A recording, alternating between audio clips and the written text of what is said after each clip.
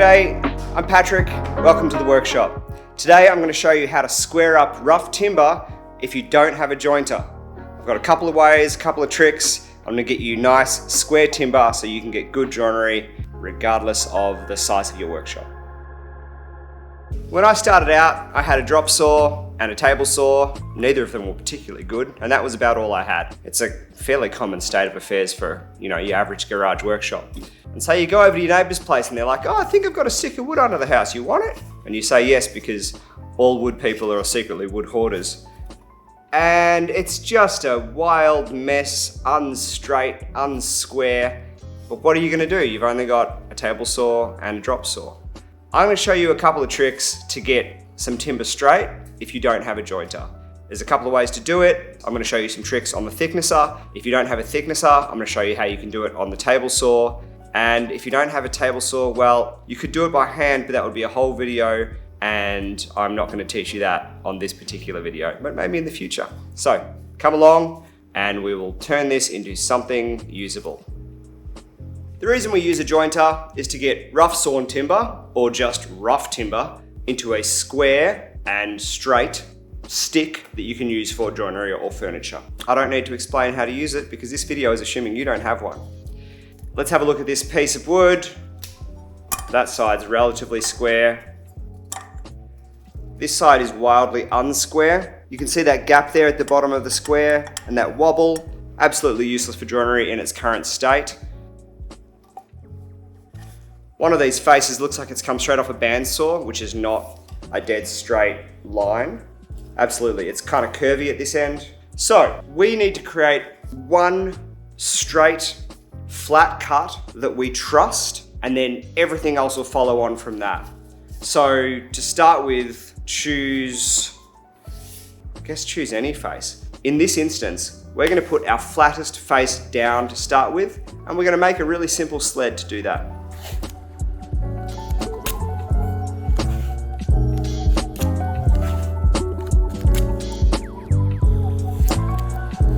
While I'm waiting for the hot glue gun to heat up, I'm going to do this first one just using CA glue. I've taped both surfaces that I'm going to put CA glue between. CA glue is super glue because I don't actually want CA glue stuck all over my timber or all over my piece of MDF because I want to be able to reuse it. I'll spray the accelerator on my piece of work, on the actual piece of timber I want to cut, and then I'll position it and stick it down. The accelerator means this goes off really quickly, and the tape means I can separate these afterwards. I've hung this piece of timber over the front edge of the board because I want to cut that front edge off. And the back of the MDF board is going to ride along the fence of my table saw. So we'll do this first cut. This relies on you having height on your blade to cut through the full thickness of timber plus the piece of MDF. This is only a 12mm piece of MDF because I didn't want to add too much height. So you've got to consider that. I guess in an imperfect world, you could do this cut on a fence with a bandsaw and then clean it up with a hand plane, if you feel like you have the hand skills all the time. We have one flat face now. That's good, means we can use it as a reference. I trust this blade. It doesn't actually need to be square because we've only cut the first one. In the next step, we're relying on the blade being square to the table, so check that. We still need a reference to be able to run along the fence. So we have a couple options. We can just reduce the width of the fence and cut the other side of that piece of MDF off as well. That has the advantage, because I've got plenty of MDF offcut, of not having to glue this down twice. So I'm going to do that this first time, and that means we have two flat parallel faces, which makes it pretty simple to cut the third and the fourth. Nice and flat. So now we're going to cut some of our MDF off, as well as some of the timber off in one go.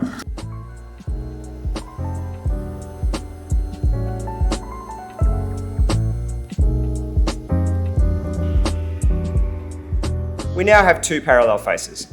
We could take this off the platen, off the base plate, rotate it onto one of those flat faces, not because we need to stabilize the bottom rocking, but because we need to provide a reference edge to run along the fence. Because our two faces that are parallel, which is the one on the left and the one on the right, if we rotate this board this way so that we can cut this face here, we still need a flat reference. As I turned this over, it occurred to me that obviously we can just use the MDF as that first reference. so we don't need to glue it back onto another board. So we can shave off this front face and then we can take off the MDF and do the fourth face and everything will be square.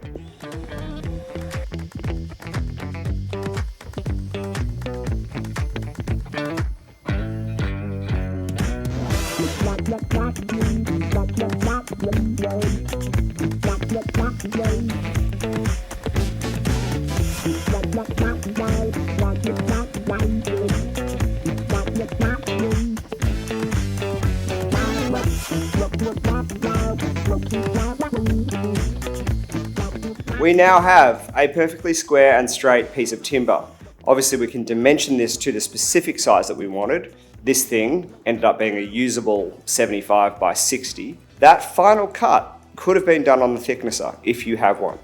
A lot of these cuts, in fact, this whole process can be done on the thicknesser if you have built yourself a workshop that has a thicknesser and a bandsaw, which is common for some sort of chairmakery types who don't like using table saws. There's a whole bunch of folks who don't like using table saws, and that's just fine. I will run through this process again if you were going to use a thicknesser and not a table saw. All right, let's walk through this process if you have a thicknesser but no table saw. Let's assume you have a very wobbly piece of timber like this. For this one, we're going to use hot glue. You could definitely use the CA glue trick with tape. If you need more height, you can use a wedge. You can also use a wedge with hot glue. Advantages of hot glue, you can build quite a big height. So if you need to run something a bit slabby that's wobbly through a thicknesser on a sled, then you can hot glue it down. Disadvantages of hot glue is it can, probably will, rip your piece of timber, some fibers off the timber, so it's worth putting the tape down just like you would CA glue. Hot glue is messy and sticky and can burn you, so be somewhat careful. Like every other woodworking tool, it'll hurt you if you let it. Okay, so I put a puddle of hot glue on both ends. I shoved a little wedge in there at the end just to kind of add some height and stabilize it. When we need to pull this apart, and we can because the tape will separate easily, we're going to run this through the thicknesser, which will give us one clean face, and then we can move through the process and make sure we get faces that are not only parallel but square as well.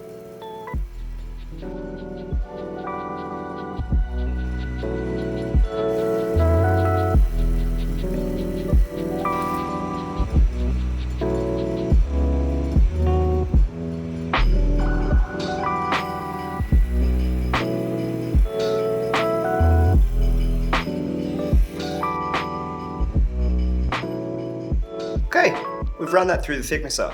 We have one flat face. The tricky thing is we need to create a face that is not parallel. That's easy on the thicknesser. We just turn this piece upside down.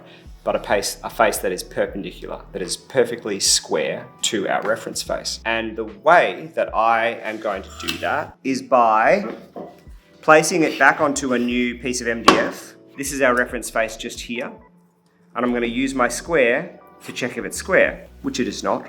So I'm going to use wedges to build this up until it is square, glue it down with hot glue or CA glue, and then put it through the thicknesser again. And that will give us our square face, our perpendicular face.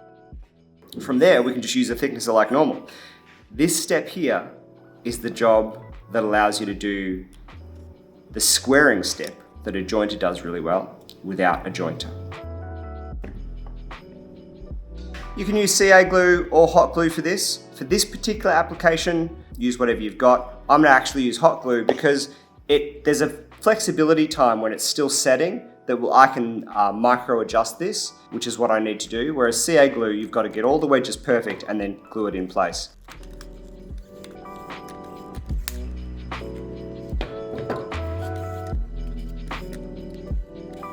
Hot glue stays squishy for a little while. It's really important that this sets properly before we run it through the thicknesser, or it's just going to flex and it won't be square. It's also important if you're doing a slab in this way or just squaring up an individual piece of timber in this way that you support any floating material, especially if your board is a bit thinner. If you don't support that section, the pressure of the thicknesser can push it down and flex it, and you're actually going to end up with a curved board. So I'm just going to shove a bunch more hot glue in there in the center with a wedge.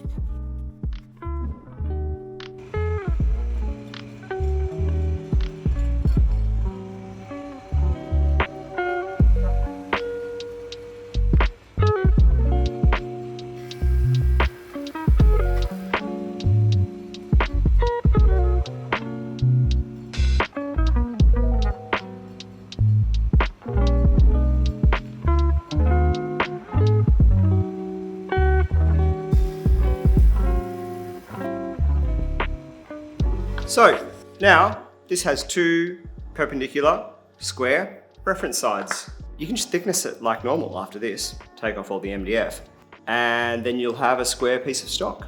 The key step is that wedging process where you're getting your first flat side square with your base plate. If it's not square with your base plate, then your two sides won't be square. If you run that pass and it's not square, then you need to reset the base. You potentially could put some tape under the platen to square it up a little bit, but I think it would probably just tumble up with the friction of the thicknesser. So little wedges, keep this side high, which made this side square, which is how we get these two sides square. All right, so that's how you get square stock if you don't have a jointer. My preference, probably the table saw. I think it's a bit faster. You can rely on the squareness of the fence, but if you don't have that, you can do the thicknesser method and it still works great. So from totally unsquare, hard to use, kind of useless, to a perfectly respectable piece of stock that you can use for whatever you need. Obviously, this process is time consuming. If you are processing a whole bunch of stuff, a jointer is the fastest way to do it, but a lot of people don't have one and that's fine. You just got to put the time in to do it a different way. You can definitely get it just as square. It is a bit more complicated if you've got really long pieces, but this still works. Yeah, I hope that was really useful. I think that sometimes we make the assumption that everyone has a fully kitted out workshop and it's just not the case. It's not necessary to have every single tool if you're most of the time just using pre-dressed material, which honestly I did for years and I still often buy pre-dressed material. A lot of it isn't quite as square as you'd like, so it's still necessary to have a jointer for me. But just because you don't have every single tool in your shop doesn't mean that you can't do good work. You just gotta be creative and figure out a way to work it out. There'll be links down below to the jointer I was using and the glue I was using, the super glue, the CA glue. Don't forget to like and subscribe. If there's a particular tool that you don't have and you want me to help you figure out a way to work around it, let me know.